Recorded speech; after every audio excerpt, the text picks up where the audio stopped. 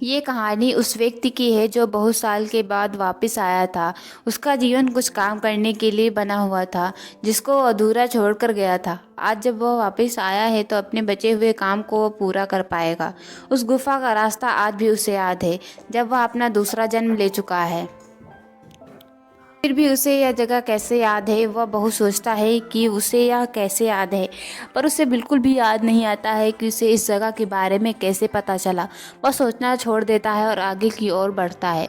जैसे ही वह गुफा के अंदर जाता है और देखता है कि गुफा में बहुत अंधेरा है। इस अंधेरे को कम करने के लिए उसे रोशनी की ओर देखा कि बहुत रोशनी के बाद कुछ दिखाई देने लगा, और जो उसने देखा वह तो देखता ही रह गया, क्योंकि उसने पहले ऐसा कभी नहीं देखा था। उस आदमी के कुछ दोस्त सामने खड़े थे और वह उसे देख नहीं पा रहे थे।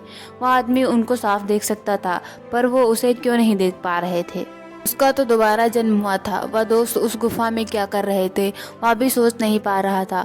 उसने अपने आप को दिखने के लिए कुछ हरकत की, पर कोई फायदा नहीं हुआ।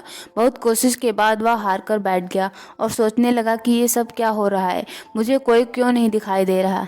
कुछ देर बाद सभी दोस्त उस गुफा से बाहर की ओर आने लगे और वह आदमी उन्हें ही देखता रहा। वह भी उनके पीछे चलने लगा कि वह सब कहाँ जा रहे हैं।